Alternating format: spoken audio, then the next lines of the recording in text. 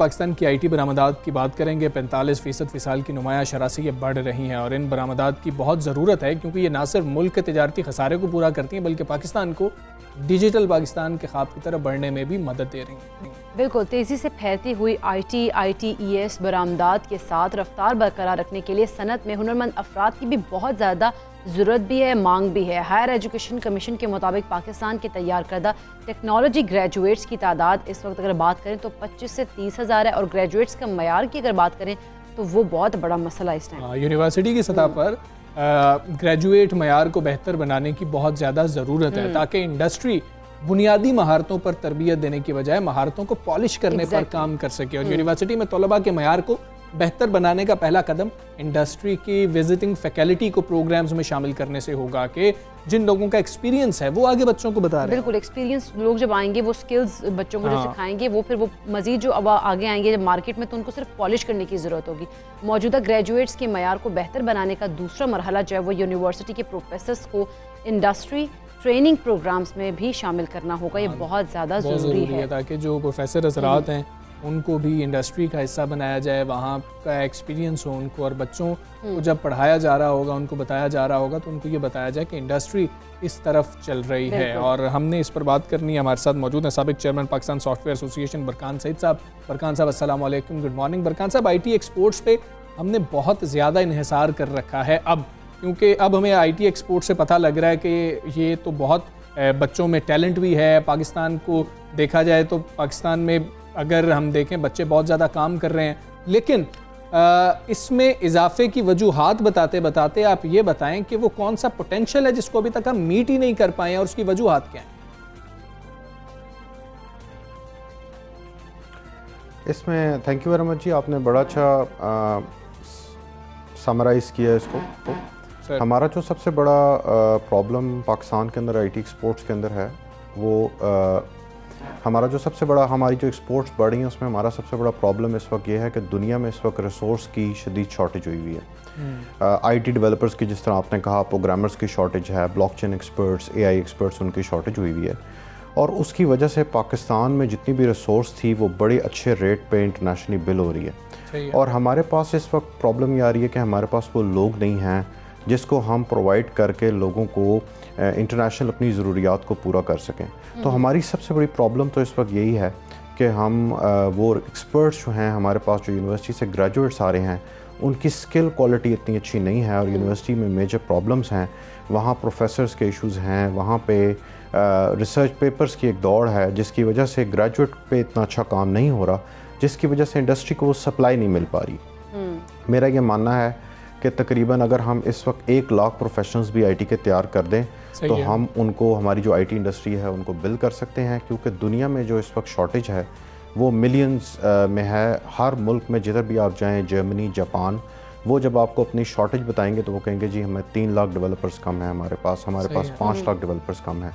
तो इस वक्त हमें जो सबसे बड़ा काम करना है, हमें अपने ग्रेजुएट क्वालिटी पे काम करना है और हमें ज़्यादा से ज़्यादा लोग प्रोफेशनल्स ट्रेन करके अपनी इंडस्ट्री को सप्लाई करने हैं। जी बिल्कुल। अच्छा, जिस तरह से आपने बात की ग्रेजुएट्स पर हमें काम करना है, इसके लिए हमें IT की फील्ड में जो स्किल्ड टीचर्स हैं या माहिर लोग हैं उनकी कितनी ज़्यादा ज़रूरत है इस टाइम, और क्या हमारी जो यूनिवर्सिटीज़ हैं उनमें इस वक्त स्किल्ड लोग मौजूद हैं, या वो ऐसे टीचर्स हैं जो कि बच्चों को अच्छी तरह से स्किल सिखाएं और वो फिर मार्केट में आए और बेहतर काम कर सकें? इसमें जी मल्टीपल प्रॉब्लम्स हैं। एक तो प्रॉब्लम यह है कि यूनिवर्सिटीज़ में जो प्रमोशन क्राइटेरिया है वो ये है कि आप रिसर्च पेपर कितने प्रोड्यूस करते हैं। सही है। वो जो आप रिसर्च पेपर प्रोडक्शन की जब आप बात करते हैं कि कितने रिसर्च पेपर प्रोड्यूस होते हैं, तो ग्रेजुएट पे काम करना टीचर की प्रायोरिटी नहीं होती। तो एक तो ये प्रॉब्लम है कि आपकी यूनिवर्सिटीज़ जो हैं वो सारी रिसर्च ओरिएंटेड हैं, वो ग्रेजुएट ओरिएंटेड नहीं है। जिस तरह जर्मनी, यूरोप में प्रोफेशनल इंस्टीट्यूट्स हैं वहाँ पे जो लोगों को प्रोफेशनली तैयार करते हैं और वो उनका फोकस होता है, ऐसी डिग्री का मकसद ये होता है कि बंदे को प्रोफेशनली तैयार करना। दूसरा प्रॉब्लम आपका ये है कि आप बहुत ज़्यादा लोगों को बाहर तो भेज देते हैं PhDs और मास्टर करने के लिए, लेकिन रिवर्स आप नहीं कर रहे। आप बाहर से PhD एक्सपर्ट्स, ओवरसीज़ पाकिस्तानीज़, उनको हायर नहीं कर रहे। अपनी यूनिवर्सिटीज़ में फैकल्टी आप ऐड नहीं करें, जिसकी वजह से आपको प्रॉब्लम ये हो रहा है कि आपके लोग बाहर तो जा रहे हैं और वो आके पाकिस्तान जब आते हैं और यूनिवर्सिटीज़ में पढ़ाना शुरू करते हैं तो पाकिस्तान में क्योंकि इंडस्ट्री के साथ काम करने का रवाज नहीं है यूनिवर्सिटीज़ के अंदर, तो वो बस थ्योरेटिकल PhDs बन के रह जाते हैं जो कि 2-3 साल बाद बिल्कुल बस थ्योरी पढ़ा रहे होते हैं। और यूनिवर्सिटी में क्योंकि इनोवेशन और रिसर्च वर्क नहीं हो रहा तो वो भी आपके यूनिवर्सिटी के अंदर चीज़ ख़त्म हो जाती है कि वो जो बच्चों को पढ़ाएं वो इस लेवल का पढ़ाएं कि वो वर्ल्ड क्लास या इंडस्ट्री ओरिएंटेड हो। तो तीसरा आपको डेफिनेटली काम ये करना है कि आपको यूनिवर्सिटीज़ की फ़ंडिंग को बेहतर करना है। अच्छी यूनिवर्सिटीज़ डेफिनेटली पाकिस्तान में एग्जिस्ट करती हैं जो टॉप 10 हैं, हम उनसे बिल्कुल सेटिस्फाइड हैं। हमें सिर्फ ये देखना है कि हम वो जो टॉप 10 यूनिवर्सिटीज़ हैं, टॉप 15 यूनिवर्सिटीज़ हैं, वो जो काम कर रही हैं वो हम नेक्स्ट 100 यूनिवर्सिटीज़ में अपनी रेप्लिकेट करें ताकि हमारी यूनिवर्सिटीज़ के अंदर से रिसर्च इनोवेशन का भी काम अच्छा हो जाए और हमारी ग्रेजुएट क्वालिटी भी बेहतर हो जाए। जी ठीक है। अच्छा बरकान साहब ये भी बताइएगा, हम जब कुछ नौजवानों को देखते हैं उन्होंने अच्छे स्टार्टअप्स जो हैं उस पर काम कर रहे हैं, अपना काम शुरू कर दिया है और बड़े स्किल्ड हैं वो, लेकिन जब उनसे बात होती है वो कहते हैं डिग्री हमने दरमियान में ही छोड़ दी थी, इसमें डिग्री का कोई ख़ास फ़ायदा नहीं होता, स्किल्स ज़्यादा मैटर कर रही होती हैं। ये ट्रेंड आप कितना देख रहे हैं कि बड़े काबिल बच्चे जो हैं उनके पास शायद इस फील्ड में डिग्रीज़ भी नहीं है लेकिन वो उनसे जो डिग्री होल्डर्स हैं, जो ग्रेजुएट्स जिनको हम कहते हैं, उनसे ज़्यादा बेहतर काम कर रहे हैं, ऐसा क्यों है? देखिए जी, ये तो गोल्डन बात है। इस वक्त पूरी दुनिया में जो स्किल्स हैं वो इस वक्त सबसे ज़्यादा इम्पॉर्टेंट हैं। आप देख लें बड़ी बड़ी कंपनीज लाइक गूगल, फेसबुक, वो अपनी डिग्री की रिक्वायरमेंट उन्होंने ख़त्म कर दी है। आज का वो दौर है जिस बच्चे में सेल्फ लर्निंग की एबिलिटी बेशक मैट्रिक लेवल पे या FSC लेवल पे डेवलप हो जाए। देखें ऑनलाइन आप जाएं, MIT से लेके जो टेक्नोलॉजी आप सीखना चाहें, आज आप ब्लॉकचेन के एक्सपर्ट बनना चाहें, साइबर सिक्योरिटी के एक्सपर्ट बनना चाहें, आप ऑनलाइन जाएं, कोर्सेज अवेलेबल हैं, आप 6 महीने 1 साल वो कोर्सेज करें। FSC का बच्चा जो है वो BS के बच्चे को या MS के बच्चे को compete कर सकता है अपनी स्किल में, क्योंकि जब वो इंडस्ट्री आएगा तो इंडस्ट्री को सिर्फ ये मैटर करता है कि उसके पास क्या वो स्किल है कि नहीं है। तो जिस बच्चे ने बेशक मैट्रिक के लेवल पे, FSC के लेवल पे सेल्फ लर्निंग की वो एबिलिटी डेवलप कर ली कि वो खुद से स्किल सीख सकता है, तो वो तो बड़ा फोकस्ड है। वो तो FSC BS के लेवल के मैं स्टूडेंट्स देखता हूँ, उनको भी पता नहीं होता कि उन्होंने आगे लाइफ में क्या करना होता है। वो BS करने के बाद सोच रहे होते हैं कि हम क्या करें। अब जो बच्चा मैट्रिक के लेवल पे डिसाइड कर लेता है कि मैंने आर्टिफिशियल इंटेलिजेंस का एक्सपर्ट बनना है या साइबर सिक्योरिटी का एक्सपर्ट बनना है, वो बच्चा अगर ऑनलाइन जाता है, कोर्सेज करना शुरू करता है, ट्रेनिंग हासिल करना शुरू करता है, उस पर 1 साल कॉन्स्टेंटली मेहनत करता है, थोड़ा सा प्रैक्टिकल वर्क करता है, तो वो तो उस BS के बच्चे से भी आगे निकल जाएगा जिसको अभी तक पता ही नहीं कि उसने लाइफ में क्या करना है। सो आप बिल्कुल सही कह रहे हैं कि जिसके पास स्किल है वो इस वक्त किंग है जी। इंडस्ट्री के अंदर भी बेशक वो फिर स्टार्टअप चलाए या वो अपना बिजनेस करे या किसी के लिए काम करे, वो जहाँ भी जाएगा वो वैल्यू ऐड करेगा जी। बिल्कुल ठीक है, स्किल्स ज़्यादा मैटर कर रहे हैं और हमें देखें तो दरसगाहों के अंदर भी मामला यही होना चाहिए कि बच्चों को ये ना हो कि जब इंडस्ट्री में जाएं तब बुनियादी चीज़ें सीखनी पड़ रही हैं, उनको उसी वक्त वो एक्सपीरियंस मिलना बहुत ज़रूरी है। बरकान साहब बहुत शुक्रिया आपका। सबसे पहले पाकिस्तान आप बात कर रहे थे और ऐसे ही मतलब ख़ास तौर पे IT से रिलेटेड तो कई ऐसे नौजवान हमें मिलते हैं एक जो कहते हैं कि जी कि डिग्री नहीं है लेकिन काम वो इस पाए का कर सकते हैं, उनका हौसला इतना बुलंद होता है, फिर कमाई भी माशाल्लाह बहुत अच्छी कर रहे हैं। बिल्कुल ऐसे ही, यानी कि डिग्री, लेकिन अगर आप अपनी डिग्री को ऐड करके स्किल्स को भी साथ लेके चलें तो वो ज़्यादा बेहतर होगा। ये ना हो कि आप डिग्री को छोड़ दें एग्जैक्टली और फिर स्किल्स के खाली पीछे चल पड़ें, लेकिन डिग्री के साथ साथ स्किल्स करें। और लेकिन जो लोग डिग्री हासिल नहीं कर सकते फिर उनके लिए होता है कि वो स्किल्स जो है उनकी महारत उसमें होनी चाहिए। आगे बढ़ेंगे, आपको बताएंगे कि दरियाए सतलुज और दरियाए सिंध की लहरों पर आज़म में सफ़र होने वाला तारीख़ी बहरी जहाज़ इंडस क्वीन अब तबाहाली के बायस रेत में धंसकर माजी का किस्सा बन चुका। अच्छा, ये 3 मंजिला बहरी जहाज़ नवाब और बहावलपुर की जानिब से तोहफ़ा दिया गया था और 1867 में तैयार होने वाले सकाफती वरसे के उरूज ज़वाल की कहानी जो है वो एक खुसूसी रिपोर्ट में हम जानने की कोशिश करते हैं। जनूबी पंजाब के शहर राजनपुर से 18 किलोमीटर के फासले पर दरियाए सिंध के किनारे खस्ता हालत में खड़ा ये बहरी जहाज इंडस क्वीन है, जो कभी पानियों का सीना चीरकर हजारों अफराद को खूबसूरत सफर फराहम करता था। अहदे रफ्ता की अजमतों का अमीन ये बहरी बेड़ा अब हुकूमती अदम तवज्जा का नुहा बयान कर रहा है। नवाब सादिक खान अब्बासी ऑफ बहावलपुर ने दरियाए सतलुज में सफर करने के लिए 1867 में 3 मंजिला देव हैकल बहरी जहाज जहाज तैयार करवाया,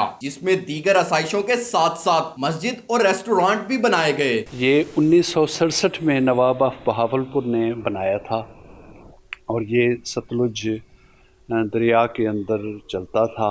तो फिर इस जहाज़ को कोट मिठन शिफ्ट कर दिया गया। तो मेरी गवर्नमेंट से इल्तमास है कि इनको एक यादगार बनाया जाए ताकि सियाहत से दिलचस्पी रखने वाले अफराद आएँ और इस कौमी विरसे को अपनी आँखों से देखें। 3 मंजिलों पर मुश्तमिल ये जहाज एक वक्त में 400 अफराद को सफरी सहूलत फराहम करता था। अंग्रेज दौर में इस जहाज को रेलवे सामान की तरसील के लिए भी इस्तेमाल किया गया। 1960 में सिंध तास मुआहदे के बाद ये जहाज हुकूमत पाकिस्तान के सुपुर्द किया गया, जिसे इंडस क्वीन का नाम देकर 1996 तक दरियाए सिंध में चलाया गया। इंडस क्वीन एक खूबसूरत बहरी जहाज है, इसको महफूज किया जाए ताकि आने वाली नस्ल ये जान सके कि इंडस क्वीन एक हमारा खूबसूरत तारीखी विरसा है। यही जहाज अगर पाकिस्तान के किसी बड़े शहर में होता तो इसे सजाकर लोगों के लिए तफरीह का सामान मुहैया किया जाता। ये मट्टी में धंसा हुआ है, ज़मीन बोस हुआ पड़ा है, तो हुकूमत पंजाब को चाहिए कि वो इंडस क्वीन को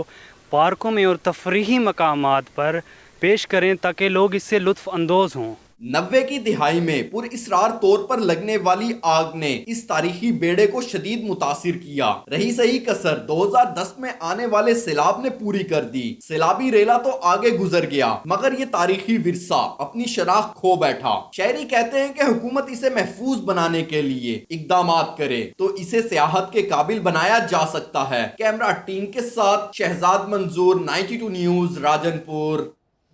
बड़ी खूबसूरत रिपोर्ट शहजाद ने तैयार की है। और देखें, हमारी कोताहियाँ होती हैं, हम बिल्कुल छोड़ देते हैं चीज़ों को और उस पर फिर नज़र नहीं रख रहे होते और कितना मतलब कैसा वर्षा हमने गंवा दिया है। बिल्कुल, अपने हिस्टोरिकल जो चीज़ें उनको हमें स्टोर करना चाहिए ताकि हमारी जो आने वाली नस्ल है वो उसको पता लगे कि भाई हिस्ट्री ये थी, ना कि हिस्ट्री का आप ये हाल कर। हम अपना ख्याल नहीं रख रहे होते हैं, हम बात कर रहे हैं कि जी कि आप अपने वर्षे का ख्याल रख रहे हो, अपना ख्याल नहीं रख रहे होते। और नज़र हर शख्स जो है पुरकशिश आना चाहता है और कहता है कि जी कि मैं बहुत बेहतरीन, स्लिम, खूबसूरत नज़र आ रहा हूँ, लेकिन मोटापा सेहत का कातिल है और हम उस पर काम नहीं कर रहे होते हम। अच्छा अच्छा, इसके अलावा अगर हम हर इंसान की बात कर लें, लाइक हर किसी को होता है कि जी हमारा आइडियल वेट हो, वो आइडियल वेट क्या होना चाहिए, उसके हवाले से अगर हम बात करें तो उस हाइट भी बड़ी मैटर करती है और ये जानना बड़ा ज़रूरी है कि हमें आइडियल वेट जो है उसका कैसे हमें तयन करना चाहिए।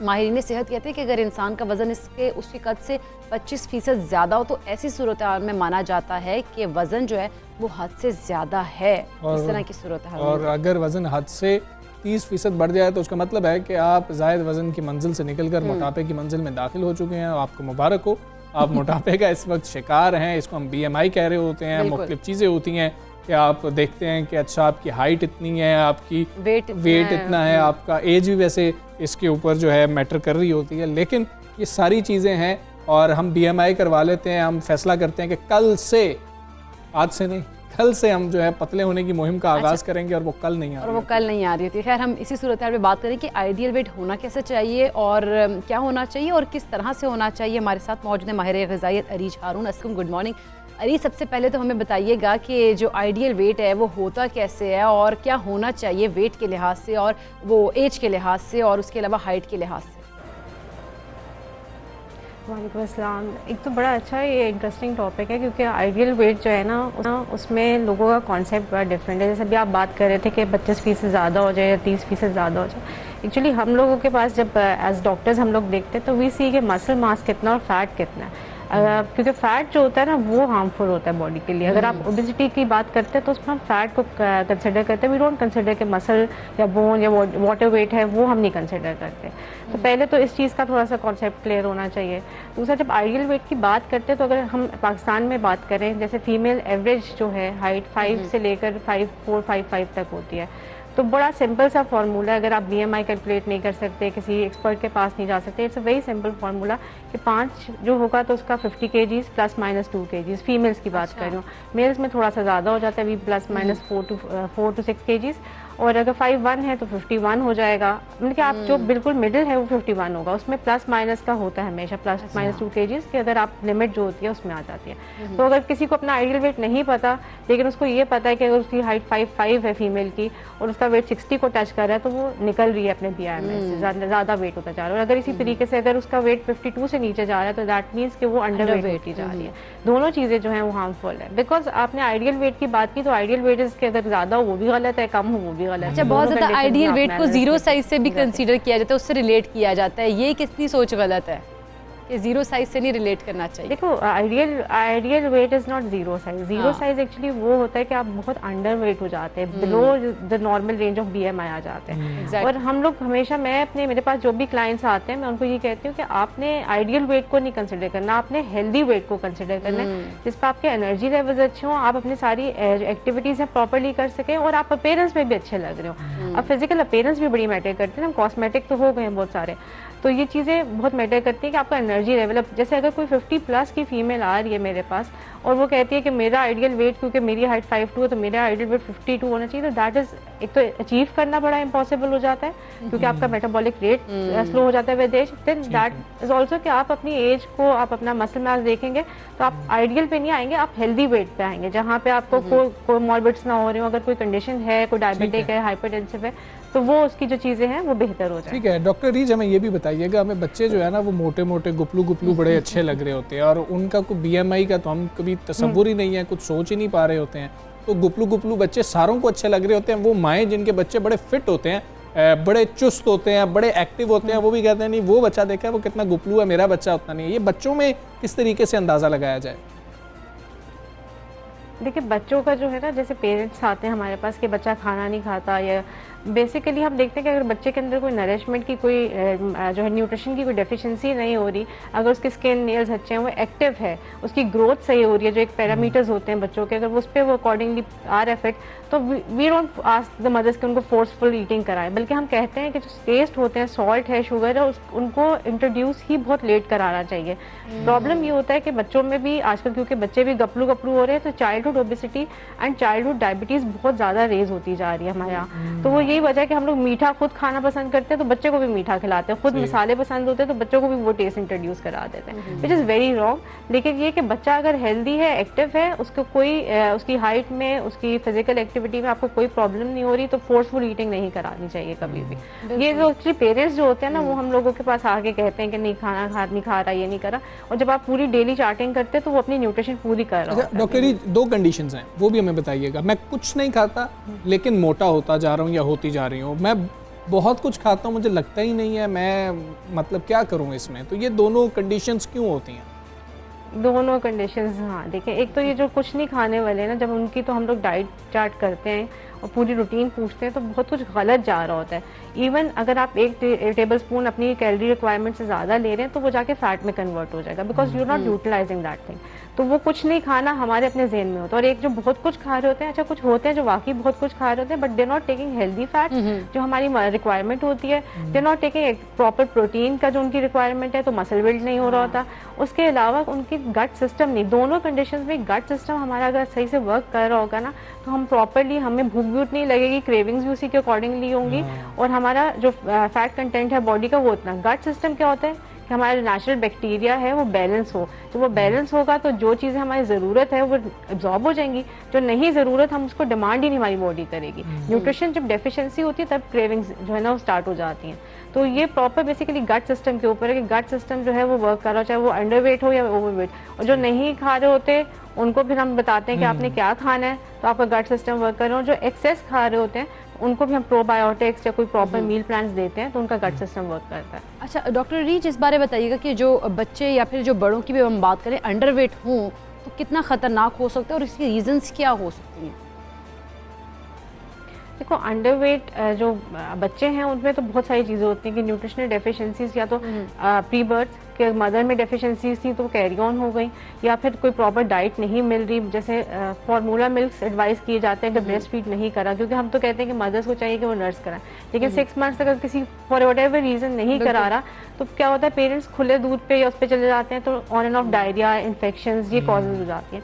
बड़ों में भी मेडिकल कॉजेज हैं, जैसे अगर किसी का हाइपरथायरॉयडिज्म यानी कि ओवर एक्टिव थायराइड है, उसमें वेट गेन करने में इश्यूज हो जाते हैं। किसी भी तरीका की कोई गट का प्रॉब्लम आ रहा है, लूज स्टूल्स का है, IBS है, उसमें जैसे ऑन एंड ऑफ डायरिया हो जाता है, तो ये सारी प्रॉब्लम्स जो है हम लोग पहले रूल आउट करते हैं, उसके बाद भी गो ऑन के डाइट का इशू है कि नहीं है। और अगर किसी की ज़्यादातर अंडर वेट है तो न्यूट्रिशनल डेफिशिएंसीज है, वाइटामिन्स की डेफिशिएंसीज हो जाती हैं, बोन्स वीक हो जाती हैं, मसल बिल्डिंग नहीं सही होती, आईसाइट पे इफेक्ट पड़ता है। दिस इज लाइक पूरी आपकी डेफिशिएंसीज की जो सिम्टम्स होते हैं, फिर फिट के कहाँ पे किस चीज़ की डेफिशिएंसी आ रही है। ये इतना कोई आसान काम नहीं है ये। डॉक्टर अरीज हारून, बहुत शुक्रिया आपका। सबसे पाकिस्तान से बात कर रही थी और हमें बता रही थी। तो देखें जी, ज़्यादा आपका वज़न है वो भी मसला है, कम आपका वज़न है वो भी मसला है, तो एतदाल पसंदी जो है हर चीज़ में बेहतर बिल्कुल, होती है। इसलिए कहा जाता है कि हर चीज़ में जो है एतदाल पसंदी होनी चाहिए और आइडियल वेट जो है, और या फिर आप कह लें ज़ीरो साइज़, उसके पीछे मत भागे, हेल्दी वेट जो है वो होना बहुत ज़्यादा ज़रूरी है। बिल्कुल जी, तो हम उसके लिए सब कोशिश करेंगे और कल से नहीं करेंगे, आज से करेंगे। तो अभी हम ब्रेक लेते हैं,